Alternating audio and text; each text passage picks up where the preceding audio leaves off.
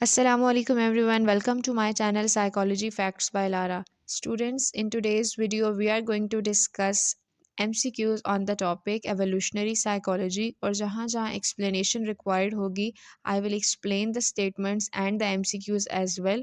So यहाँ पे reminder है कि चैनल सब्सक्राइब कर लें ताकि आपको लेटेस्ट अपडेट्स मिलती रहें। तो चलते हैं अपने टॉपिक की तरफ।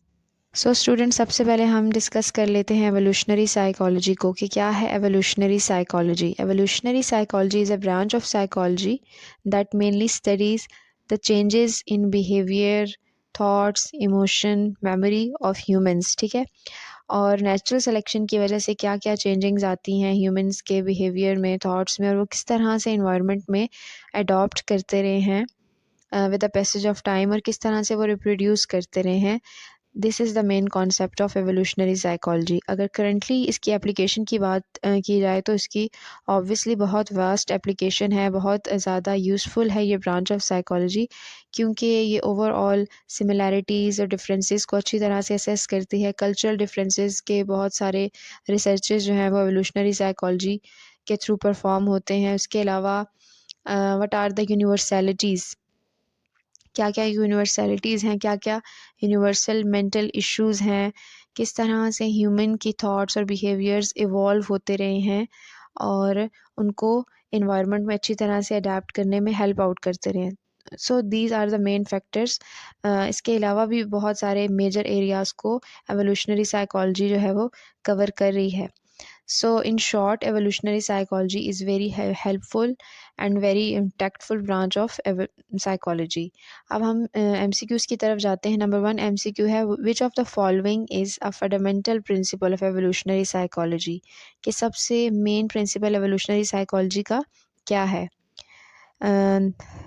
The options here are: the mind is a blank slate, the mind is shaped by culture and environment, the mind is shaped by natural selection and evolution, the mind is separate from the body.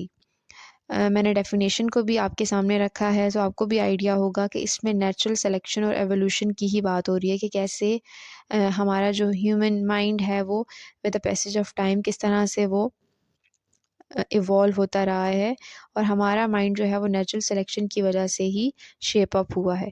So the right option is option C, the mind is shaped by natural selection and evolution. The next we have is, what is the term for the idea that human mind is composed of many specialized modules that evolve to solve specific problems? क्या एक specific term है इस idea के लिए कि human mind के पास भी special किस्म के मॉड्यूल्स होते हैं स्पेसिफिक प्रॉब्लम्स को सॉल्व करने के लिए?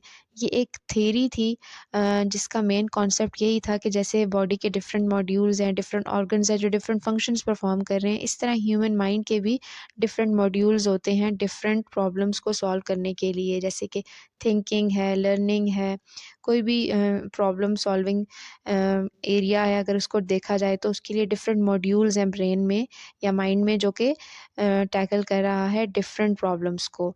सो इस थ्योरी का नाम था theory of modularity. The right option is option A. Next we have is, which of the following is an example of evolutionary adaptation? Option A है the ability to learn a new language. Option B, the ability to play musical instrument. Option C, the ability to see in colors. Option D, the ability to fly. The right option is option C, the ability to see in color.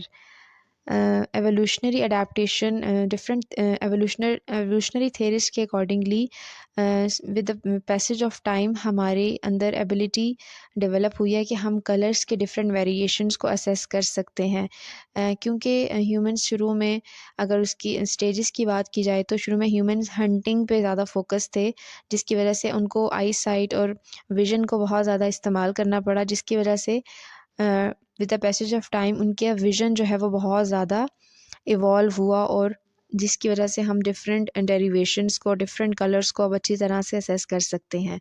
So evolutionary theorist ने कहा है the ability to see in colour is the main और the basic evolutionary adaptation, जो कि उन्होंने एक properly assess किया था कि अब जो है वो ह्यूमंस बहुत सारे कलर्स को, डिफरेंट ह्यूज़ को अच्छी तरह से असेस कर सकते हैं as compare to the past, क्योंकि उस टाइम पर बहुत ज़्यादा वेरिएशंस की ज़रूरत नहीं थी, या फिर हंटिंग के बाद या फिर बहुत ज़्यादा जब ह्यूमंस अपने ओन पर चीज़ें करने लगे हैं तो उन्हें विज़न को बहुत ज़्यादा इस्तेमाल करना पड़ा, जिसकी वजह से उनको कलर के डिफरेंट डेरिवेशंस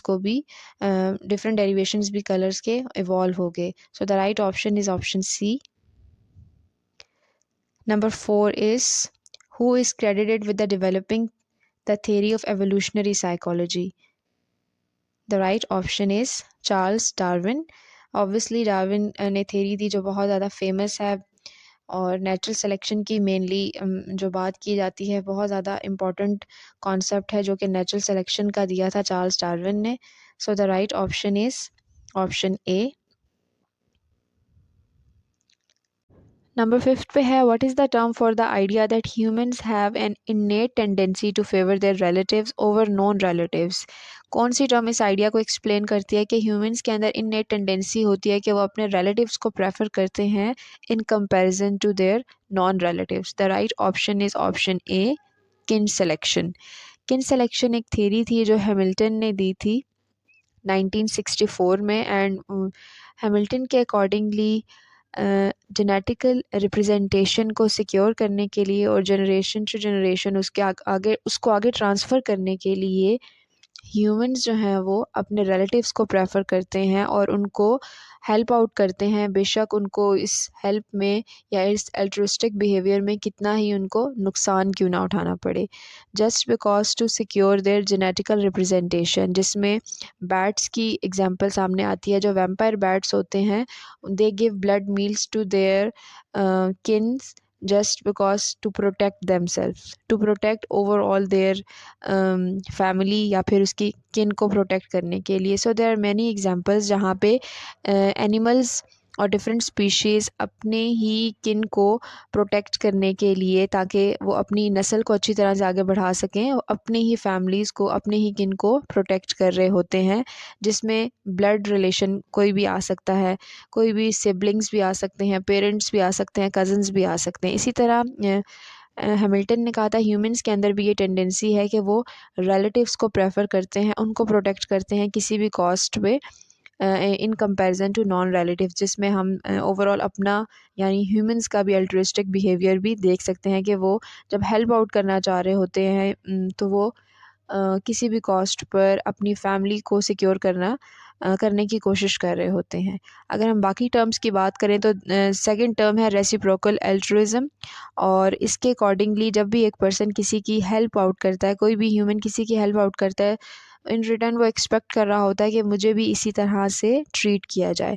सो रेसिप्रोकल अल्ट्रुइज्म एग्जिस्ट करता है, और अगर हम इसको एवोल्यूशनरी बेसिस के साथ लिंक करें तो ऑब्वियसली पास्ट में भी जो भी ट्राइब्स के फॉर्म में रहते थे, दे एक्सपेक्टेड रेसिप्रोकल एल्ट्रुइज्म. वो जब हेल्प आउट करते थे तो वो एक्सपेक्ट करते थे दूसरे ग्रुप से भी कि हमें भी उसी तरह से हेल्प आउट किया जाए.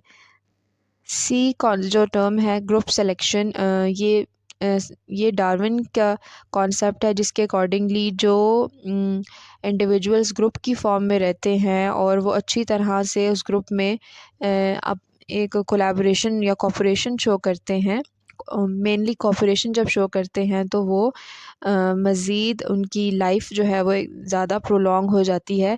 वो स्पीशीज़ या वो इंडिविजुअल्स जो हैं वो एक्सटेंड नहीं करते. ठीक है, अगर हम ग्रुप सिलेक्शन की बात करें तो इसमें ओवरऑल हम देख सकते हैं कि जो बर्ड्स हैं वो हमेशा इकट्ठे जो हैं जाते हैं.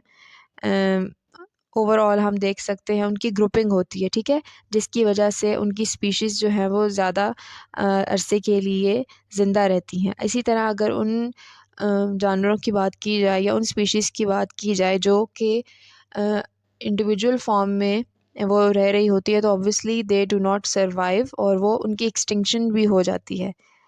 सो ग्रुप सिलेक्शन के अकॉर्डिंगली जो ग्रुप की फॉर्म में जो भी स्पीशीज़ रहते हैं, ऑब्वियसली वो ज़्यादा लंबे अरसे के लिए सर्वाइव करते हैं.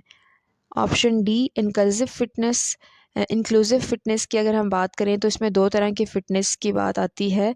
नंबर वन पे है जी डायरेक्ट फ़िटनेस, नंबर टू पे है इनडायरेक्ट फ़िटनेस। और डायरेक्ट फ़िटनेस ये है कि एक ह्यूमन ख़ुद कितना एक्टिवली रोल प्ले कर रहा है ऑफस्प्रिंग प्रोड्यूस करने में, ठीक है, उसको फ़िटनेस टर्म से रिलेट करके समझाया जा रहा है, ठीक है। और एक इनडायरेक्ट फ़िटनेस के ओवरऑल किन में कितने ज़्यादा इंडिविजुअल्स जो हैं वो इम्पोर्टेंट रोल प्ले कर रहे हैं ऑफस्प्रिंग प्रोड्यूस करने में, जिसमें सिबलिंग्स आ सकते हैं, कज़न्स आ सकते हैं और किन का कोई भी मेंबर आ सकता है। सो इंक्लूसिव फ़िटनेस एक आइडिया है, एक कॉन्सेप्ट है जिसके अकॉर्डिंगली ओवरऑल रिप्रोडक्शन फ़िटनेस को असेस किया जाता है कि एक पर्सन जो है वो किस तरह से अपनी फैमिली को और अपने आप को ओवरऑल देखता है कि वो अपने ऑफस्प्रिंग्स को कितने ज़्यादा प्रोड्यूस कर रहे हैं और अपनी जनरेशन को आगे कंटिन्यू कर रहे हैं। सो ये डिफरेंट कॉन्सेप्ट्स थे और थोड़े यूनिक भी थे, इस वजह से मैंने इन चारों ऑप्शंस को आपके सामने रखा है ताकि आपको अच्छी तरह से अंडरस्टैंडिंग हो जाए कि नेक्स्ट टाइम जब भी ये टर्म्स आएँ तो आपको आइडिया हो कि ये टर्म्स क्या इंडिकेट कर रही हैं। और रेसिप्रोकल अल्ट्रुइज़म की अगर हम बात करें तो रॉबर्ट ड्राइवर्स ने 1971 में सबसे पहले इस कॉन्सेप्ट को एक्सप्लेन किया था कि किस तरह से ह्यूमंस जो हैं जब भी हेल्प आउट करते हैं कुछ सिनेरियोज़ में दे आल्सो एक्सपेक्ट कि वो उनसे उस तरह का ट्रीट किया जाए, तो इसको रेसिप्रोकल अल्ट्रुइज़म का नाम दिया गया है। The next we have is which of the following is a criticism of evolutionary psychology. Evolutionary psychology का सबसे इसमें अगर मेन क्रिटिसिज्म हम निकालें तो क्या है? इट इज़ टू रिडक्शनिस्ट, ठीक है। The right option is it is too reductionist. किस तरह से रिडक्शनिस्ट है? क्योंकि बहुत सारे क्रिटिक्स ने ये कहा है कि एवोल्यूशनरी साइकोलॉजी ने हमेशा से जो भी बात एक्सप्लेन की है उसको बहुत सिंपलिस्टिक फॉर्म में एक्सप्लेन किया है, यानी इतना सिंपल जो है ह्यूमंस नहीं है जितना कि उन्होंने मेंशन किया है, क्योंकि एविडेंसेस और रिसर्चेस इतनी ज़्यादा नहीं हुई और थेरिस्ट ने जो है वो अपने ही आइडियाज़ को हमारे सामने प्रेजेंट किया है। उसकी अगर हम बात करें रिलायबिलिटी की तो वो इतनी ज़्यादा नहीं है। और ह्यूमन माइंड और बिहेवियर क्योंकि इतना इजीली अंडरस्टैंडेबल नहीं है, वो क्योंकि बहुत ज़्यादा कॉम्प्लेक्स है, इसकी वजह से एवोल्यूशनरी साइकोलॉजी को सबसे मेन क्रिटिसिज्म यही उठाना पड़ता है कि they have explained the human behaviour, the human mind, human actions, thoughts, feelings in a very simplest way. तो इसलिए उसको रिडक्शनिस्ट का नाम दिया गया है कि they are too reductionist. So the right option is option C. Number 7 पे है जी, what is the term for the idea that humans have an innate tendency to cooperate with others with expectation of the same behavior in order to achieve the common goal। कि humans के अंदर एक tendency है कि वो जब दूसरों के साथ कॉपरेट करें they also expect the same behaviour, उसी ग्रुप से वो सेम बिहेवियर एक्सपेक्ट करें या उसी पर्सन से। सो इस टेंडेंसी को या इस आइडिया को क्या कहा जाएगा, मैंने ऊपर भी डिस्कस कर लिया होगा, आपको आइडिया हो चुका होगा कि इसका राइट ऑप्शन है रेसिप्रोकल अल्ट्रुइज़म, ठीक है। The right option is reciprocal altruism. जब आप एक्सपेक्ट कर रहे होते हो कि आपने हेल्प आउट किया और आप इन रिटर्न एक्सपेक्ट ये भी कर रहे हो कि वो भी मुझे इसी तरह से ट्रीट करे जैसे मैंने ट्रीट किया था। सो ये बहुत सारी एग्जांपल्स इसके साथ रियल लाइफ से रिलेट करती हैं कि जब हम फ्रेंडशिप में भी देखते हैं, जब भी हम अच्छा बिहेवियर शो कर रहे होते हैं, वी इन रिटर्न एक्सपेक्ट कर रहे होते हैं कि हमारे फ्रेंड्स, हमारी फैमिली मेम्बर्स, हमारे सिबलिंग्स भी हमें उसी तरह से ट्रीट करें। सो दिस आइडिया या this overall phenomena is known as reciprocal altruism. The next we have is which of the following is an example of domain specific adaptation। Domain specific adaptation को पहले देख लेते हैं। Domain specific adaptation का जो ये concept है या जो थ्योरी है वो इंट्रोड्यूस की थी लीडा कॉन्साइड्स ने और टूबे ने, ठीक है। और उनके अकॉर्डिंगली हमारे ब्रेन के अंदर स्पेशलाइज्ड मॉड्यूल्स हैं या स्पेशलाइज्ड एरियाज़ हैं जो स्पेशल या स्पेसिफिक फंक्शंस परफॉर्म करती हैं, ठीक है। और ये हमारे हमारे अंदर इन बाय बर्थ मौजूद होते हैं, यानी इननेट प्रेजेंट होते हैं। और एवोल्यूशनरी जो प्रेशर्स होते हैं डिफरेंट, जो हम भी इन्वायरमेंटल एक्सपीरियंसेस फेस करते हैं, उसकी वजह से हमारे ये ज़्यादा शेप होते रहते हैं। सो लीडा कॉन्साइड्स एंड टूबर के अकॉर्डिंगली डोमेन स्पेसिफिक एडाप्टेशन हमारे अंदर मौजूद है बाय बर्थ। सो इनमें 5 उन्होंने लिस्ट की थी, जिसमें सबसे पहले है लैंग्वेज एक्विजिशन, के हम हमेशा से ह्यूमंस कोशिश कर रहे होते हैं कि वो लैंग्वेज को अच्छी तरह से सीखें, और ये इननेट उनके अंदर टेंडेंसी होती है। फिर है face recognition, they have humans have ability to recognize faces, क्योंकि वो इनको फेसेस को रिकग्नाइज़ करना उनको मज़ीद हेल्प करता है सर्वाइवल में। और इसी तरह अगर लैंग्वेज एक्विजिशन की बात करें तो ऑब्वियसली सर्वाइवल और अपने इन्वायरमेंट में अडेप्ट होने के लिए, एडजस्ट होने के लिए उनको लैंग्वेज एक्वायर करनी पड़ती है। थर्ड है जी, थर्ड पॉइंट उन्होंने जो दिया नंबर सेंस, कि वो नंबर्स और न्यूमेरिकल वैल्यूज़ को अच्छी तरह से समझने की कोशिश करते हैं। और नंबर 4 पे है सोशल रिप्रेजेंटेशन या फिर सोशल रिलेशनशिप्स। ठीक है, humans have domain specific adaptation of social relationships. And number 5 पे है fear and anxiety, and they develop a fear and anxiety. obviously fear और anxiety आपको help out करते हैं आपके environment में adjust होने के लिए और different threats को avoid करने के लिए। सो यहाँ पर जो मोस्ट रेलिवेंट है in 5 specific domain specific adaptation से, वो है the ability to recognize faces.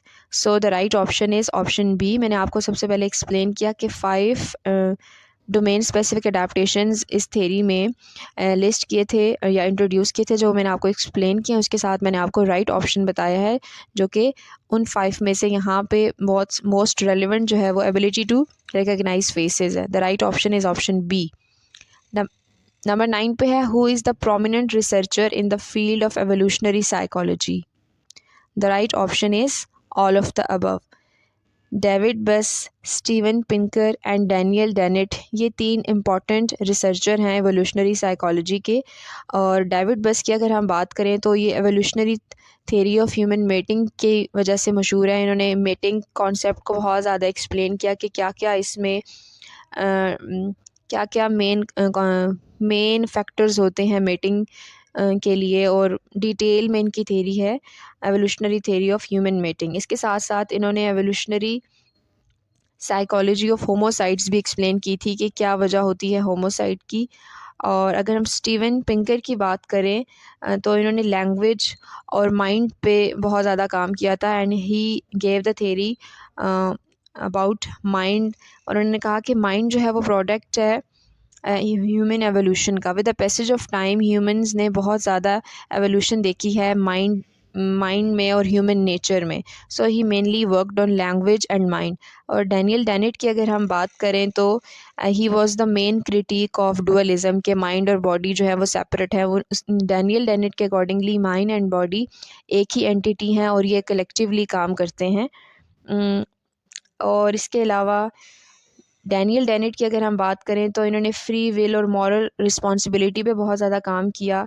और इनकी एक फेमस थेरी भी है एवोल्यूशनरी थेरी ऑफ माइंड, और दूसरी है इंटेंशनल थेरी, जिसको इंटेंशनल सिस्टम थेरी के नाम से जाना जाता है। सो ये तीनों थेरिस्ट ने बहुत ज़्यादा इंपॉर्टेंट रोल प्ले किया है एवोल्यूशनरी साइकोलॉजी में। और number 10th is what is the term for the idea that human mind is shaped by environment and culture.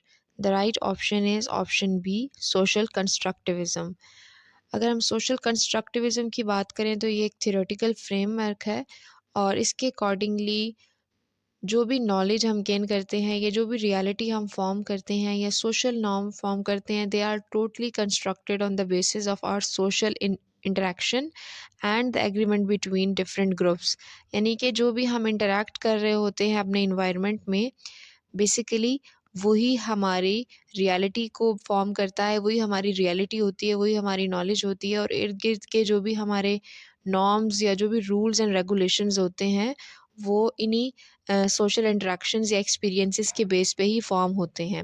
अगर हम इसको एवोल्यूशनरी पर्सपेक्टिव से भी देखें तो ऑब्वियसली जो भी जितने भी रूल्स या सोशल नॉर्म्स बने हैं आज तक वो इंटरेक्शंस की बेस पे ही बने हैं या वो ग्रुप एक्सपीरियंसेस के बेस पे ही बने हैं कि ये डूज़ हैं, ये डोंट्स हैं, ये राइट बिहेवियर्स हैं, ये रॉन्ग बिहेवियर्स हैं। सो ओवरऑल ये थ्योरेटिकल फ्रेमवर्क यही बताता है कि ह्यूमन माइंड जो है एनवायरनमेंट और कल्चर की वजह से शेप हुआ होता है। जो भी सराउंडिंग्स होते हैं वही अफ़ेक्ट करती हैं या कल्चर अफ़ेक्ट कर रहा होता है या फिर ओवरऑल एक पर्सन का एनवायरनमेंट। सो दोनों ही ह्यूमन माइंड को शेप करते हैं और इस ओवरऑल आइडिया को एक टर्म से डिफ़ाइन किया गया है जिसको सोशल कंस्ट्रक्टिविज़्म कहा जाता है। नंबर 11 पे है, what is the primary goal of evolutionary psychology? The primary goal of evolutionary psychology is to understand how human mind evolved to solve problems in the ancestral environment। सबसे main goal यही था कि देखा जाए कि जो हमारे ancestors थे वो किस तरह से अपने environment में adjust होते रहे हैं, उनका mind किस तरह से change होता रहा है और अब तक क्या क्या changings आई हैं human mind में और वो किस तरह से डिफरेंट प्रॉब्लम्स को सॉल्व करते थे। सो पास्ट से लेकर प्रेजेंट तक ओवरऑल मेन कंसर्न यही है एवोल्यूशनरी साइकोलॉजी का कि वो असेस किया जाए कि ह्यूमन माइंड किस तरह से इवॉल्व हुआ और किस तरह से वो प्रॉब्लम्स को सॉर्ट आउट करता रहा है। So the right option is option C, to understand how the mind evolve to solve problems in the ancestral environment. Number 12 is, which of the following is an example of cognitive bias that has an evolutionary explanation? कह रहे हैं कौन सा cognitive bias जो है उसकी evolutionary basis हैं। यहाँ पे options है हमारे पास confirmation bias, anchoring bias, number C है availability heuristic. So here the right option is all of above. जिसमें हम सबसे पहले confirmation bias को अगर हम देखें तो इसमें कन्फर्मेशन बाइस में ये होता है कि पर्सन के पास एग्जिस्टिंग जितनी भी इंफॉर्मेशन है उससे रिलेट करके वो मज़ीद इंफॉर्मेशन को ढूंढ रहा होता है। He find out the relevant information कि जो मैंने एक माइंड सेट अपना बनाया है या अपना एक थॉट बनाई है किसी के बारे में या आइडिया जो मेरे माइंड में है उससे रिलेट करके ही मुझे इंफॉर्मेशन मिले ताकि कंफर्म हो जाए कि जो मैं सोच रहा हूँ वो बिल्कुल ठीक है। So this is known as confirmation bias. ठीक है, और कन्फर्मेशन बाइस की अगर हम एग्जांपल लेके जाएँ तो अगर इंसेस्टर्स के साथ रिलेट करें या एवोल्यूशनरी पर्सपेक्टिव से देखें तो जितने भी इंसेस्टर्स थे उनको ये कन्फर्मेशन बाइस इस तरह से उनके लिए यूज़फुल रहा होगा कि उन्होंने फेमिलियर प्रेज़ या फेमिलियर हैबिटेट्स को ही चूज़ किया होगा जस्ट बिकॉज दे थॉट कि यही ज़्यादा सेफ़र है हमारे लिए और हमारे सर्वाइवल के लिए ज़्यादा बेस्ट है। तो इस लिहाज से ये बायस उनको हेल्प आउट किया होगा। नंबर बी पे है एंकरिंग बायस। एंकरिंग बायस में मेनली ये होता है कि जो भी इंफॉर्मेशन आपको स्टार्ट में मिलती है आप उसी इंफॉर्मेशन को ही सही मानते हो बजाय इसके आपको लेटर ऑन उससे कॉन्ट्ररी या कॉन्ट्रडिक्टरी इंफॉर्मेशन मिले। ठीक है, just relying on the first piece of information. अगर इसको एवोल्यूशनरी पर्सपेक्टिव से रिलेट करें तो इंसेस्टर्स में हम ये एग्जांपल याद रखने के लिए रिलेट कर सकते हैं कि किसी ट्राइब में किसी एक पर्सन ने कहा कि दिस प्लांट इज़ पॉइजनस। ठीक है, तो आप उसको बिल्कुल ही अवॉइड करो और अपने ट्राइब को भी मना करो कि this is poisonous and it is harmful for us. तो ये सर्वाइवल के लिए उनके एंकरिंग वाइस भी उनके लिए हेल्पफुल रहा होगा। नंबर सी पे है अवेलेबिलिटी ह्यूरिस्टिक। अवेलेबिलिटी ह्यूरिस्टिक में यह है कि जो इन्फॉर्मेशन आपके सामने है बस आप उसी पे रिलाई करो और मज़ीद उसके बारे में सर्च आउट ना करो। This is known as availability heuristic के जहाँ से सुनी जो बात ये आपने बिलीव कर लिया और आपने कोशिश नहीं की उसको मज़ीद फाइंड आउट करने के लिए, जिसमें फॉर एग्ज़ाम्पल सबसे इम्पॉर्टेंट फैक्टर जो था सर्वाइवल से रिलेटेड इन्फॉर्मेशन रखना था ट्राइब्स के लिए या पिछले जो भी इंसेस्टर्स थे उनके लिए। So they focused more on taking the information that is more important to their survival, जिसमें उन्हें प्रीडेटर्स से रिलेटेड इन्फॉर्मेशन ज़्यादा पता होती थी कि कौन जो है वो हमें अटैक कर सकते हैं और फूड के मज़ीद रिसोर्सेज को फाइंड आउट करना उनकी प्रायोरिटी नहीं थी। सो यहाँ पे हम कह सकते हैं कि अवेलेबिलिटी ह्यूरिस्टिक में आप वही इंफॉर्मेशन ज़्यादा उसी इंफॉर्मेशन को उसी इन्फॉर्मेशन से ज़्यादा कंसर्न होते हो जो कि आपको मिल जाती है, और मज़ीद आप उसके बारे में सर्च आउट नहीं करते हो। सो here the right option is option D, all of above. ये सारे कॉग्निटिव बाइस जो हैं वो एवोल्यूशनरी एक्सप्लेनेशन के लिए एवोल्यूशनरी पर्सपेक्टिव से बहुत ज़्यादा इम्पॉर्टेंट है और रिलेटेबल है। नंबर 13 पे है, what is the term for the idea that human have an innate tendency to prefer certain type of environments such as those with trees and water। कह रहे हैं इस आइडिया को क्या नाम देंगे कि ह्यूमंस के अंदर एक इन्नेट टेंडेंसी है कि वो प्रेफर करता है ऐसे इन्वायरमेंट्स को जहाँ पानी हो, जहाँ दरख्त हो। So this idea is known as बायोफीलिया।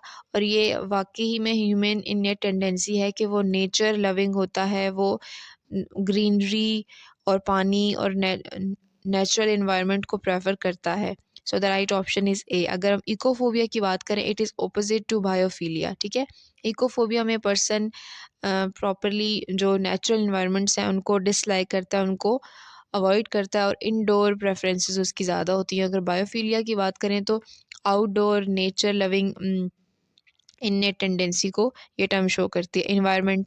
इन्वायरमेंटलिज्म और नेचुरलिज्म की अगर हम बात करें तो ये दोनों इन्वायरमेंट और नेचर से कंसर्न है कि नेचर को हम कितना ज़्यादा प्रिजर्व कर सकते हैं, इन्वायरमेंट के अंदर क्या क्या चेंजिंग्स लाई जा सकती हैं।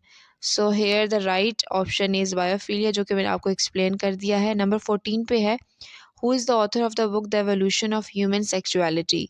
The right option is Donald Simon. Simon ने ये बुक इंट्रोड्यूस की थी, the evolution of human sexuality. Number 15 पे है, our psychological mechanisms have been optimized by natural selection. हमारे साइकोलॉजिकल मैकेनिज्म जितने भी हैं, they are basically optimized by natural selection. Natural selection ने उनको ऑप्टिमाइज किया है for the functioning in this environment of evolutionary adaptation. कह रहे हैं कि जितने भी हमारे साइकोलॉजिकल मैकेनिज्म्स हैं वो ऑप्टिमाइज किसकी वजह से हुए हैं, नेचुरल सिलेक्शन की वजह से हुए हैं, ताकि हम अपने एनवायरनमेंट में अच्छी तरह से अडेप्ट कर सकें। Who said this? It was set by David बस। डेविड बस ने कहा था कि जो एवोल्यूशनरी अडेप्टेशन है, this is just because of natural selection. और नेचुरल सिलेक्शन में मैंने आपको एक्सप्लेन कर दिया है कि सर्वाइवल के लिए जो भी बेस्ट एक्टिविटीज़ होती हैं या सर्वाइवल के लिए ओवरऑल अगर देखा जाए, जैसे डार्विन ने एक्सप्लेन किया था नेचुरल सिलेक्शन के जो ग्रुप्स जितना अच्छे से अडेप्ट हो जाते हैं अपने इन्वायरमेंट के साथ और अच्छे से रिप्रोड्यूस करते हैं, वही आगे उनकी जनरेशन्स कंटिन्यू होती हैं। उनकी जेनेटिक रिप्रोडक्शन जितनी ज़्यादा ट्रांसफ़र होती है उतना ही वो आगे बढ़ते जाते हैं। सो इसी तरह से डेविड बस ने भी कहा है कि एवोल्यूशनरी अडेप्टेशन जो है वो हमारी बेसिकली नेचुरल सिलेक्शन की वजह से ऑप्टिमाइज़ हुई है, और हमारे जितने भी साइकोलॉजिकल मैकेनिज़म्स हैं वो किस पे चल रहे हैं, या फिर किसकी वजह से वो मॉडिफाई या चेंज हुए हैं, वो नेचुरल सिलेक्शन की वजह से चेंज हुए हैं, ताकि हम अच्छी तरह से अपने इन्वायरमेंट में अडेप्ट कर सकें। So psychological mechanisms totally based on the natural selection for the functioning of environment of evolutionary adaptation। Number 16 पे है, like cognitive psychology, evolutionary psychology sees mind as dash system that solve the problem by interpreting sensory data, devising the scheme to deal with it and selecting an appropriate action. Cognitive psychology की तरह evolutionary psychology भी mind को एक system की तरह understand करती है, जो कि इंटरप्रेट करता है सेंसरी डाटा को सबसे पहले प्रॉब्लम को सॉल्व करने के लिए, उसके बाद एक प्रॉपरली स्कीम डिवाइस करता है और at the end appropriate action लेता है। So which system is this? This is known as information processing system, जिसको कॉग्निटिव साइकोलॉजी और एवोल्यूशनरी साइकोलॉजी दोनों ही अंडरस्टैंड करते हैं कि हमारा माइंड जो है वो इंफॉर्मेशन प्रोसेसिंग सिस्टम है। नंबर 17 पे है, according to evolutionary psychology separate encapsulated pieces of information machinery in our mind that are basically responsible for performing specific functions. So this is known as modules के हमारे mind में specific modules हैं जो specific functions perform करते हैं, जो कि language से रिलेटेड हैं, डिफरेंट हमारी एंजाइटीज़ और फियर से रिलेटेड हैं, जो कि मैंने आपको पहले भी एक्सप्लेन कर दिए हैं। So these are known as modules जो कि स्पेसिफिक फंक्शंस परफॉर्म करते हैं। नंबर 18 पे है, who is prominent researcher in the field of evolutionary psychology, known for his work on the evolution of human mating behaviour. अगर mating behaviour specifically अगर बात की जाए तो डेविड बेस ने काम किया है ह्यूमन मेटिंग बिहेवियर पे। They have and he has performed many researches to identify or understand the different causes and different factors in human mating behavior. So the right option is David Buss. Number 19. What is the term for the idea that humans have an innate tendency to prefer certain types of mates, such as those with high social status or physical attractiveness? So mating से related concept आया था कि humans के अंदर इन्हें tendency है that they prefer specific types of mates, and they also consider the social status and physical attractiveness. So this concept is known as sexual selection. Number Number 20. Who used the word psychology for the first time in 1590? However, it was not used until the 17th century. कह रहे हैं सबसे पहले psychology term या psychology word किसने इस्तेमाल किया था 15th सेंचुरी में? स्टिल एट दैट टाइम उस वर्ड को इतनी ज़्यादा इम्पोर्टेंस नहीं मिली और 17th सेंचुरी तक उस वर्ड को दोबारा से इस्तेमाल नहीं किया गया। The right option is Rudolf Gockel. He was the first one जिसने साइकोलॉजी टर्म को इस्तेमाल किया था 15th सेंचुरी में। अगर आपसे पूछा जाए कि 15th सेंचुरी में साइकोलॉजी वर्ड का इस्तेमाल किसने किया या who was the first one, तो आपको नाम याद होना चाहिए, Rudolf कॉकिल।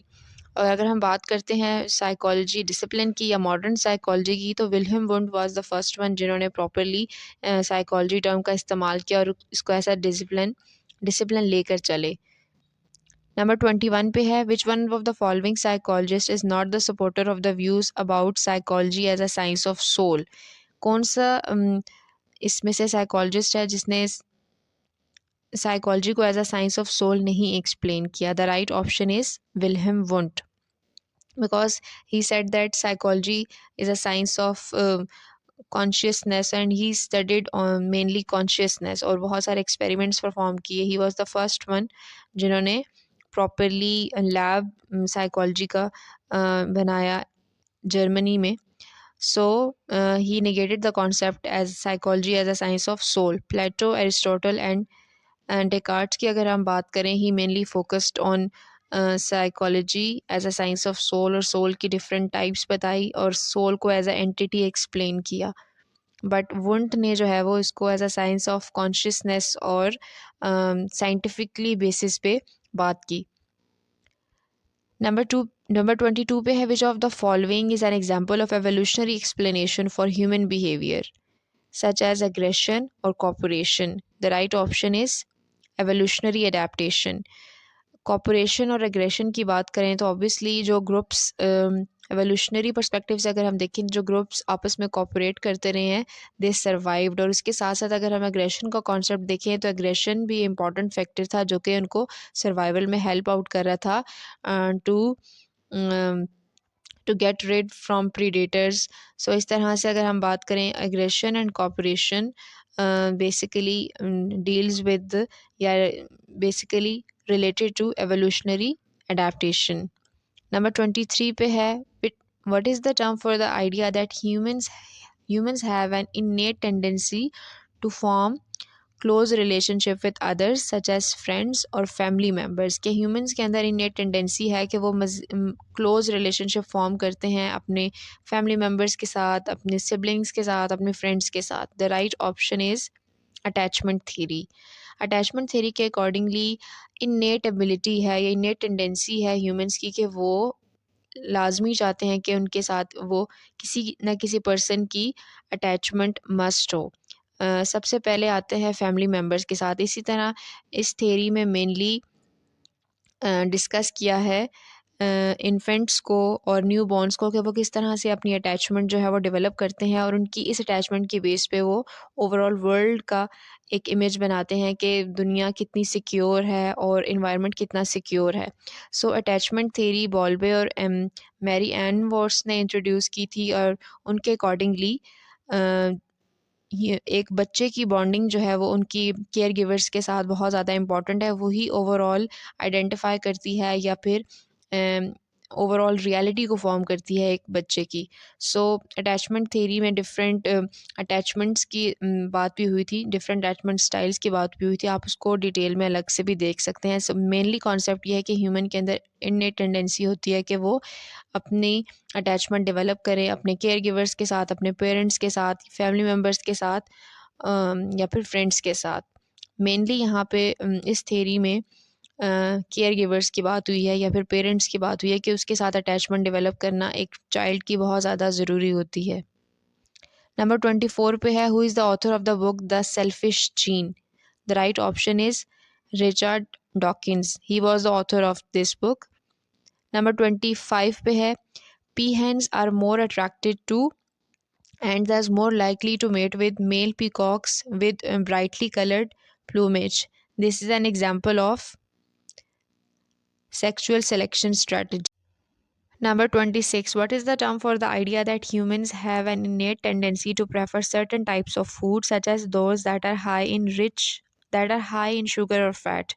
The right option is evolutionary nutrition. Evolutionary nutrition के accordingly humans के अंदर innate tendency है कि वो कुछ foods को prefer करते हैं जो कि sugar और fats में ज़्यादा होते हैं। इसी तरह बहुत सारे एवोल्यूशनरी साइकोलॉजिस्ट ने या एवोल्यूशनरी न्यूट्रिशनिस्ट स्पेशलिस्ट ने ये कहा है कि ह्यूमन बॉडी जो है मेजरली डिमांड करती है फ्रेश, रिच और डेंस फूड को, जो कि रिच होते हैं फैट्स में, जिसमें हम कह सकते हैं मीट है, फ्रेश मीट। और इसके अलावा ह्यूमन बॉडी को रिक्वायर्ड जो है वो mainly fresh vegetables, fresh food हैं और ऐसे फूड्स हैं जो कि अनप्रोसेस्ड होते हैं। और प्रोसेस्ड फूड्स जो हैं वो बेसिकली जो कि जंक फूड्स होते हैं, जो कि फ्राई फूड की फॉर्म में जो चीज़ें आती हैं वो हमारी बॉडी की डिमांड नहीं है, बल्कि unprocessed food is very helpful और very nutritionist for our body. ठीक है, तो ये एवोल्यूशनरी न्यूट्रिशनिस्ट ने ये लिंक किया था इंसेस्टर्स के साथ, जिस तरह से ह्यूमन इंसेस्टर्स अपनी लाइफ को गुजारते रहे हैं बाय ईटिंग रॉ फूड, इसी तरह ह्यूमन बॉडी की भी टेंडेंसी है कि वो रॉ फूड और अनप्रोसेस्ड फूड को ज़्यादा अच्छे से डाइजेस्ट करती है। नंबर 27 पे है, the emphasis of evolutionary psychology behaviour is on the importance of adaptation, reproduction, survival of fittest to explain behaviour. So सबसे मेन एवोल्यूशनरी साइकोलॉजी का कंसर्न यही है कि क्या अडॉप्टेशन किस तरह से होनी चाहिए, एक ह्यूमन की रिप्रोडक्शन क्या इंपॉर्टेंट रोल प्ले कर रही है और किस तरह से एक पर्सन जो है अपने इन्वायरमेंट में अच्छी तरह से फिट होता है, and the survival of fittest to explain the behaviour. So this is the main concern of evolutionary psychology कि वो जब सर्वाइवल के लिए एक अच्छे इन्वायरमेंट में एडजस्ट हो रहा है, so how he is adapting to this environment and what is the behavior that is related to his adaptation, and how he is reproducing. These are the main factors that are linked with the evolutionary psychology. Number 28 पे, according to Dash, psychology is the positive science of behavior. According to J.B. Watson, psychology is the positive science of behavior. Number 29 पे है, Larry and Anita grew up in the same household, went to same school, participated in their family's social activities, and observed their parents' dedication to work and community. These experiences constitutes Larry's and Anita's shared environmental experiences. Overall दिखाया जा रहा है कि siblings हैं, उन्होंने properly एक ही house hold में वो उनकी परवरिश हुई है। They attended the same activities, they observe their parents dedication to work and communities. So overall these experiences are shared environmental experiences. Number 30 पे है, which of the following is an example of evolutionary explanation for human behaviour? Such as language और culture. Evolutionary adaptation, language and culture की वजह से ही we have adapted and we हमारा जो human behaviour है वो अब जिस तरह से है just because of our language and culture. और इसको एवोल्यूशनरी अडेप्टेशन का नाम दिया गया है कि हम with the passage of time adapt करते गए हैं, डिफरेंट लैंग्वेजेस को सीखते रहे हैं, कल्चर्स को अडॉप्ट करते करते हमारी ये करंट स्टेट आई है। सो इसको एवोल्यूशनरी अडेप्टेशन कहा जाता है। नंबर 31 पे है David West believe that not only shapes our physical features but also influences our decision making, aggressive behavior, fears and matching patterns. Evolution, evolution ने ना सिर्फ हमारे फिज़िकल फीचर्स को शेप किया है, हमारे डिसीजन मेकिंग को इन्फ्लुएंस किया है, हमारे एग्रेसिव बिहेवियर, फियर्स और मैचिंग पैटर्न्स को भी इन्फ्लुएंस किया है। So the right option is evolution. Number 32 पे है what is the term for the idea that humans have an innate tendency to cooperate with others in order to achieve common goal but only if they are part of a small group। कह रहे हैं कि इस term को हम किस तरह से एक्सप्लेन करेंगे कि ह्यूमंस के अंदर एक इन्नेट टेंडेंसी होती है कि वो दूसरों के साथ कोऑपरेट करें, अपने ग्रुप के अंदर कोऑपरेट करें ताकि वो कॉमन गोल अचीव कर सकें। इसमें मेन रीज़न ये है कि वो एक किसी भी ग्रुप का हिस्सा हों। सो इसके लिए इस आइडिया के लिए एक स्पेसिफिक टर्म क्या होगी? This is known as social identity theory. Social identity theory के अकॉर्डिंगली जब भी एक इंडिविजुअल किसी ग्रुप के साथ लिंक्ड होता है तो वो उसके लिए अपनी एफ़र्ट्स पुट करता है, अपने ग्रुप मेंबर्स के साथ कोऑपरेट करता है और कॉमन गोल अचीव करने के लिए वो स्ट्राइव करता है या कोशिश करता है। सो कंडीशन ये है कि he must be a part of group. So social identity theory इस कॉन्सेप्ट को लेके चलती है कि ह्यूमंस जब लिंक्ड होते हैं एक दूसरे के साथ तो they try their best to cooperate with them in order to achieve a common goal. Number 33 पे है who propose the psychology consist of two parts, physiological psychology and people psychology. The right option is Wilhelm Wundt. Wilhelm Wundt ने दो तरह से बताया था कि psychology के दो मेन कॉन्सेप्ट्स हैं या psychology consist of two parts. Number 1 पे है physiological psychology. According to Wilhelm Wundt जितने भी फिजियोलॉजिकल प्रोसेसेस हैं they are linked with our psychological processes. अगर हम साइकोलॉजिकल प्रोसेसेस को असेस करना चाहते हैं तो हमें फिजियोलॉजिकल प्रोसेसेस को भी समझना होगा ह्यूमन साइकी को अंडरस्टैंड करने के लिए या ह्यूमन माइंड को अंडरस्टैंड करने के लिए। नंबर 2 पे है people psychology. According to Wilhelm Wundt अगर हमने ह्यूमन माइंड को अच्छी तरह से समझना है और जितने भी प्रॉब्लम्स को टैकल करना है रिलेटेड टू ह्यूमन माइंड तो हमें उसके कल्चर को, उसकी लैंग्वेज को, उसके सोशल बिहेवियर को अच्छी तरह से अंडरस्टैंड करना है। सो ही mainly focused on these two parts, people psychology and physiological psychology। Number 34 पे है the way an individual's genetic heritage is expressed in observable and measurable characteristics is of his or her is known as phenotype। phenotype observable और measurable characteristics होते हैं जो कि genetically express होते हैं एक individual में, जिसमें हम देख सकते हैं colour of eyes, hair colour, overall body shape, body overall हम कह सकते हैं physique. These are all measurable characteristics और जिसमें वेट, हाइट भी आते हैं। So genetical genetical expressions that are observable और measurable are known as phenotype. Number 35 पे है select the right order of the stages of evolution of the meaning of the term psychology. जो psychology की जो definition में जितनी भी evolution आई है या जितनी चेंजिंग्स आई हैं उसकी राइट ऑर्डर को हमने सेलेक्ट करना है। The right order is stage number 1 study of soul. सबसे पहले साइकोलॉजी को as a science of soul या as a study of soul consider किया गया। फिर सेकंड स्टेज में इसको स्टडी ऑफ माइंड की तरह समझा गया। थर्ड स्टेज जो थी वो स्टडी ऑफ कॉन्शियसनेस थी, ठीक है। और जो लास्ट स्टेज थी वो स्टडी ऑफ बिहेवियर थी। स्टडी ऑफ बिहेवियर जिसको हम लेटेस्ट अगर हम लिंक करें study of behavior and mental processes. Study of mind, behavior and mental processes. Number 36. Which of the following is a limitation associated with behavioral genetics? The right option is oversimplification of complex traits. Behavioural genetics ने mainly यही कहा है कि जो हमारे genes होते हैं they are play very important role in showing our traits, जिसमें हम अगर फिनोटाइप की बात करें जो कि हमने ऊपर डिस्कस की है कि बॉडी बॉडी शेप या फिज़िक या फिर ऑब्जर्वेबल या मेजरेबल जितने भी ट्रेट्स हैं उनसे अगर लिंक करके समझा जाए तो वहाँ तक तो हमें समझ आती है कि हमारे जीन्स लिंक्ड हैं।